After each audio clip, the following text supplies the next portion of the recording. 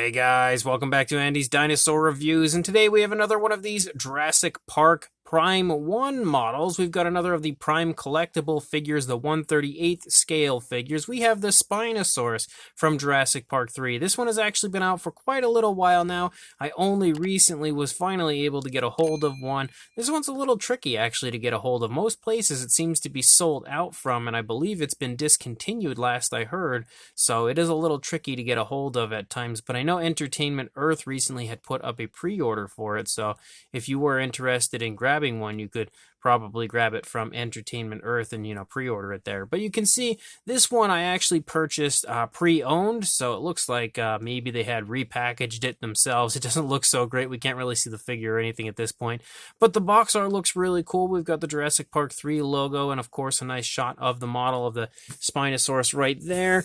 And then, if we look at the underside, there's absolutely nothing going on. But here on the back, you can see some more really cool images. You've got some shots here of the Spino, the Jurassic Park 3 logo, and of course, something here saying collect them all, which actually shows Rexy taking on the Spinosaurus, something we've never actually seen in the Jurassic franchise, but I think they were just kind of trying to recreate the scene of the Spinosaurus fighting the T-Rex from Jurassic Park 3, but clearly they don't have a male Rex out yet, so they used the Rexy model that we have from Jurassic World. But I'm actually really excited to get this open and take a look at it, so let's pop it out of the box and do just that. So here is our base for the Spinosaurus, and then here is the Spinosaurus itself, and I just have to figure out where it goes on the base.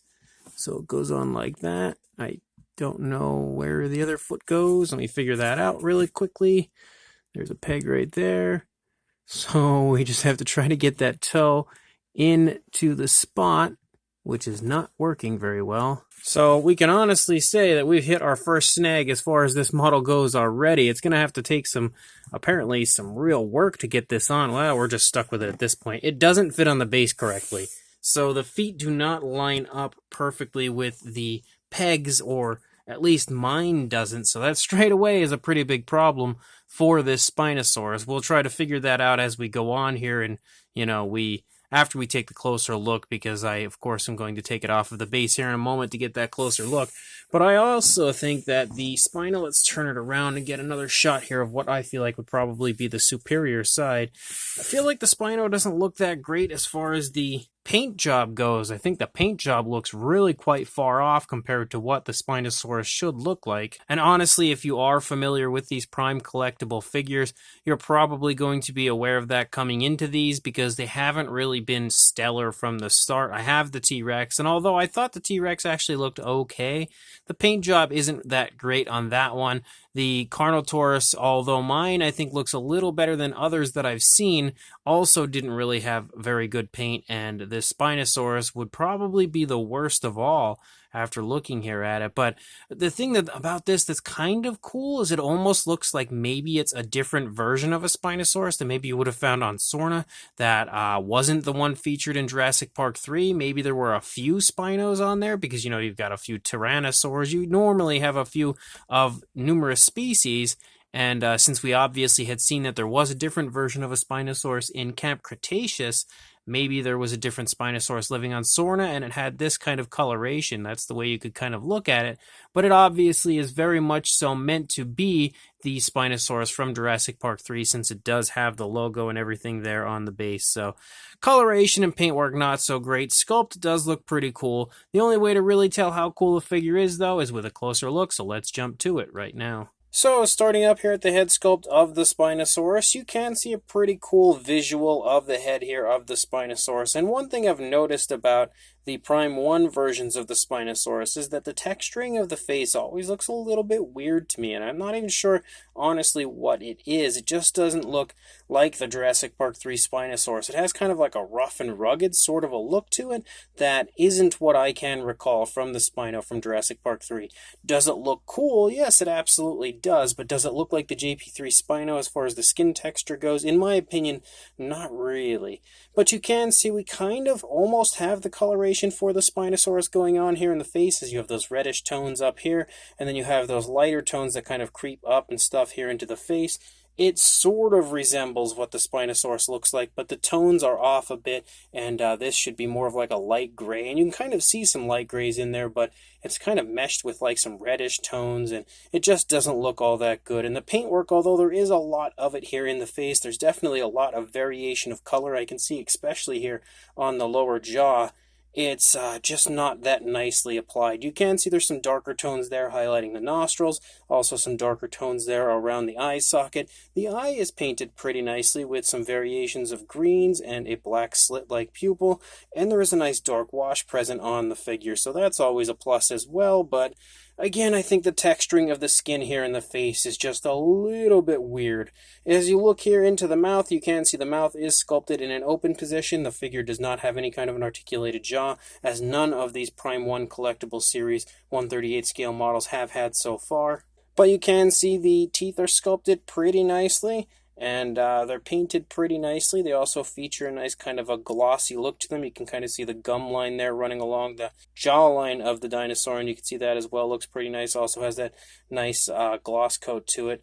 And the inside of the mouth does look pretty cool. We've got the tongue sculpted out in there. Some nice variation of color for the tongue and everything. The teeth on the lower jaw look really nice. And again, they're sculpted and painted pretty nicely. And there's a nice gloss coat again everywhere on the inside of the mouth. You can really see what the throat and everything looks like back there. So the inside of the mouth looks pretty cool, and it's very highly detailed, that is for sure. And I like that they did put a little bit of effort into, adding quite a bit of variation of color to it. As you begin to move back here into the neck, you see that kind of larger scaling pick up here that you see running along the back of the neck, that almost like scoot-like appearance running down the back of the neck of the Spinosaurus. You can see some reddish tones, but not nearly enough that you would expect to see. We also pick up that light gray kind of stripe that you see moving down through the course of the Spinosaurus, but the placement of it is really off. For some reason, it's like really high in the back of the neck. It should actually be leading out from here and then coming down. So they did mess that up a bit, but you can see again quite a bit of variation of color here as you have like darker and lighter variations of browns and stuff. We have chosen to go with the more brownish appearance for the Spino compared to the grayish appearance that we often see it portrayed in. And you kind of see that if like you look at the CGI model, I believe is more of a somewhat brownish kind of a look, and then the animatronic is more of like a grayish sort of a look. And yes, there are actually some big differences between the two, specifically in the shape of the head and everything, and of course the coloration. But the head, I think, looks more like the animatronic, whereas the color is more like the CGI model. So this is almost like a mixture of both. But as you move down here, you can see more really nice looking skin texture here, probably nicer than what we see in the face. As you move back into the body, lots of skin wrinkles and stuff. Pretty smooth transition to the lighter tone here of the underside of the neck. You can see that light tone running here along the underside with the light gray. Also some washes and stuff have been applied. As you continue to move down, you again have all sorts of variations of color. You can even see like some reddish tones here in the neck, and as you move down, variations of like blacks and browns and stuff throughout. More really nice looking skin texture, and I feel like the scale detail and everything down here does look pretty nice. It definitely looks much nicer than what we see in the face. You've got some more skin wrinkles as you lead back here, and they kind of have like the basic gist of how the Spinosaurus works with the coloration, where we have that light tone leading down and then coming down here in front of the thigh, and they almost sort of made an attempt to have like those straggler stripes that you see on the Spinosaurus leading off as well. As you move down into the arm, again, you've got quite a bit of variation as you have lighter and darker shades of brown moving down, very nice and smoothly applied. Nice scoots down the fingers. You've got the nails sculpted out, and they're painted with a black tone, and they look okay, not great, but still not bad by any means. You can see both hands are in a different position. As you move back, you can clearly see this leg is trailing, whereas the opposing leg is leading, so that's why you see that nice skin stretching and stuff there off of the stomach region. You can also see as we lead up here, we've got the hip bone highlighted very nicely, some scoots running down the hip bone, and as we move up into the sail, you have the sail sculpted nicely, but yet again, I think the texturing of the sail looks a little weird to me.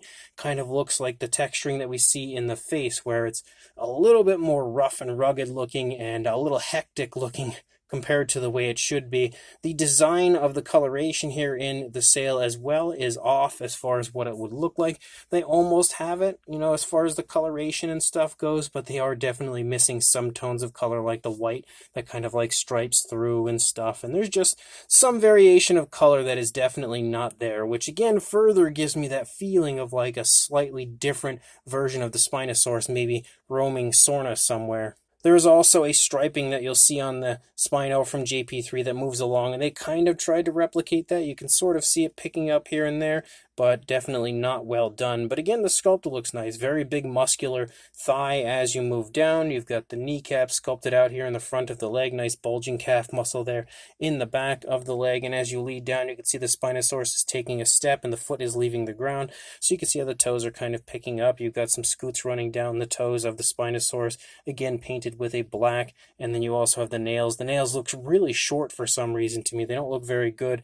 And in general, I feel like the foot sculpt doesn't look exactly as the foot sculpt looks on the Spinosaurus, so that's a little bit off as well. And then as you move out the length of the tail, you again have some more variation of color, even more of those light gray, almost stripes picking up randomly right there. You have more of that kind of like red-orange moving down here along the top of the tail as you lead out. And we do transition to that red-orange tone for the entire tip of the tail. I think the coloration of red here should definitely be a darker tone of red as well, but you also have that lighter tone here on the underside, and you can see a really nice turn and twist to the tail. That looks pretty cool.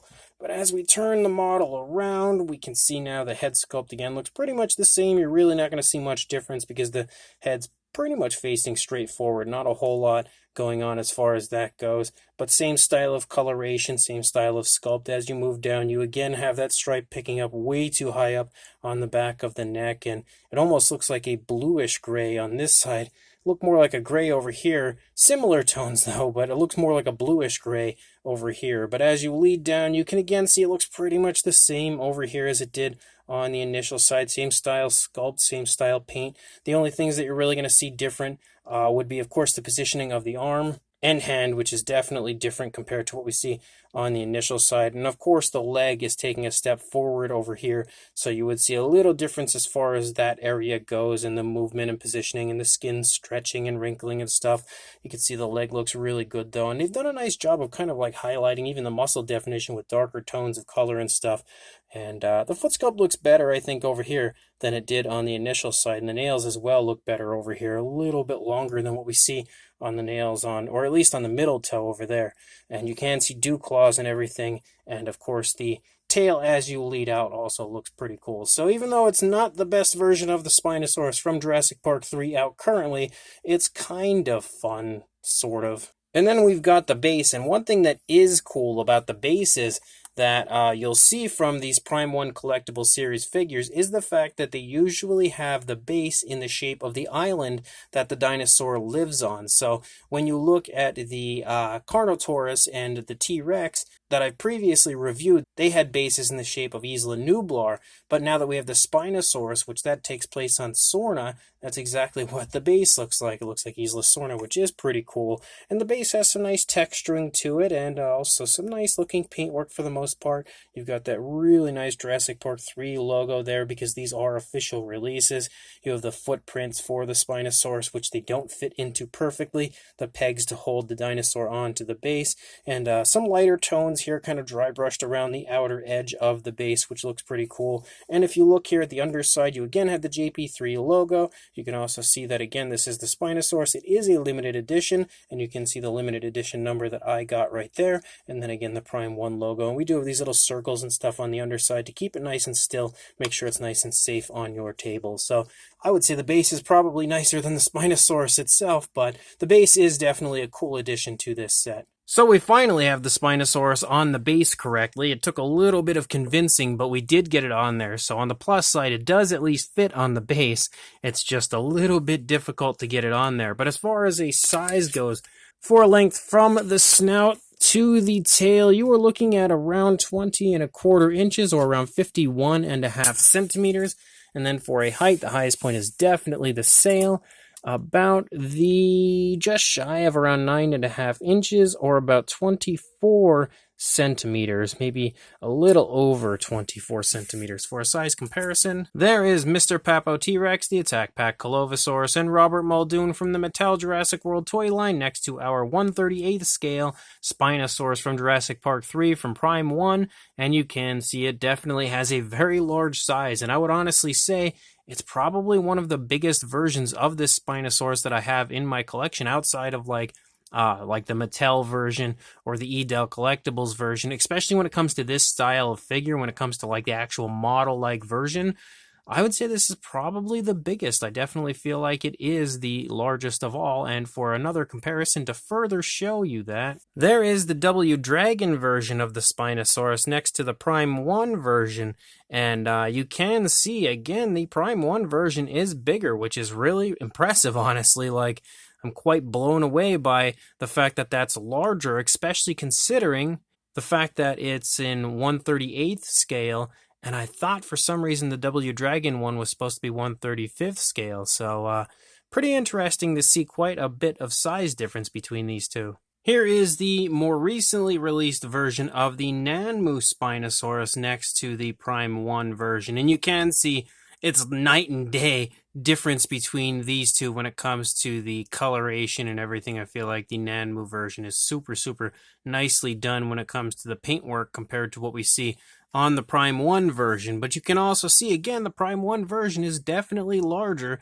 than even the Nanmu version. And then for another comparison, we have the Prime 1 version of the T-Rex next to the Spinosaurus. And you can see the Spino is definitely larger, but I would say they're kind of similar in size. Like, they're not too far off from each other, but the Spinosaurus is definitely larger as far as overall body mass and stuff. Lengthwise, they might be fairly similar, but obviously body mass would go to the Spinosaurus. And then for one final comparison, we have a Mattel Velociraptor, just to step in, give us an idea of a size next to the Spino, and you can very clearly see this Spinosaurus is massive in comparison to a Mattel Velociraptor. So this Prime 1 Collectibles 1/38th scale Spinosaurus from Jurassic Park 3 is something. I mean, it's kind of like a hit or miss situation. I think the sculpt looks pretty cool overall. They've got a nice pose for it, nice kind of menacing pose. I feel like the dinosaur as a whole looks intimidating, looks imposing as the Spinosaurus does in Jurassic Park 3. But there are some issues with the sculpt that I have. Like, I think the texturing to the face looks a little weird. The texturing to the sail looks a little weird, but the texturing through the course of the body looks pretty nice. The sculpt, again, looks, as I said, good in some places, bad in others. But overall, I think it looks pretty nice. The paint job, however, is the issue that I think is probably the worst part of the figure, because the paint job doesn't look very much like the Spinosaurus from Jurassic Park 3 at all. Like, I mean, they kind of have like the basic outline of what it would look like, but they've massacred a lot of the different tones of color, a lot of the design overall. The sail looks, again, kind of like it, but at the same time, not so much. They sort of replicated the tones of color in the sail, but missing areas of paintwork. The stripe leading down doesn't look very good. It also starts in the wrong place. The tones of color in the face are also wrong. The reddish tones moving along the back of the sail leading out into the tail are also wrong. And, I can get on board with the brownish coloration for this because, again, you can kind of see it in like a brownish color when it comes to the CGI model, more of a grayish color when it comes to the animatronic. So you could look at this as being based on the CGI model for the coloration, but at the same time, again, that would just cover the brownish tones. Outside of that, I feel like a lot of the other coloration is really quite off as far as the overall coloration of the Spinosaurus should be. And even though they definitely put forth quite a bit of effort, I would say, as far as giving us a nice realistic and naturalistic paint job, because they did include a lot of coloration on this, a lot of varying tones of color and fairly smooth transitions, it still doesn't look very good, and I feel like it's almost like they gave some determined artists this model and they were like, here, make this look like the Jurassic Park 3 Spinosaurus, but basically just told them what it should look like without actually giving them any reference material. That's almost how I would term this, because it's like they tried. They really did try. They did put forth some effort, and I feel like they did a better job as far as putting forth effort into the coloration and the amount of paint apps that we have on this, better than the T-Rex and Carnotaurus, but it just is, falls flat as far as the final product goes, because there's just so much wrong with it as far as the tones used, and the actual application is kind of sloppy. That said, like I said earlier, it still sort of looks like it could be a Spinosaurus that lived on Isla Sorna and maybe just wasn't the one we saw in Jurassic Park 3. Maybe it was a different Spino from a different part of the island, or maybe another Spinosaurus that maybe was hidden away somewhere else in the Jurassic franchise we've never seen, because although it doesn't look exactly like the Spinosaurus from Jurassic Park 3, it definitely resembles it as far as the appearance goes, and the coloration kind of being similar also makes you think that maybe it could be a relative of the Spino we see in Jurassic Park 3, but obviously we know that's not what they were going for. But I guess you can look at it that way if you want to sort of defend the appearance of this one. The only other thing I really see is the seams for the neck and everything where it was connected are really obvious, and I didn't notice it so much when I was taking a closer look at it, but sitting here looking at it from a little distance away, it is pretty obvious. But outside of that, again, it's okay for what it is. The base is probably my favorite part, because it is cool to have a base in the shape of Isla Sorna, and the Spinosaurus does look cool from afar. I feel like it looks pretty nice, but up close, again, it just, if you are familiar with the Spinosaurus enough to know the way it looks, you're not going to be a big fan of this. But if you're not that familiar with the paint job and the color scheme and everything of the Spino, then you might really like this. So one way or another, I will include a link in the description to Entertainment Earth, which is like the only place I could think of right now that I know has this figure up for pre-order, so you can grab this if you would like to grab one for yourself before it sells out on there as well. So check the link in the description, grab this Spino if you are interested, and also like, comment, and subscribe, and I will see you in the next review. Thanks for watching.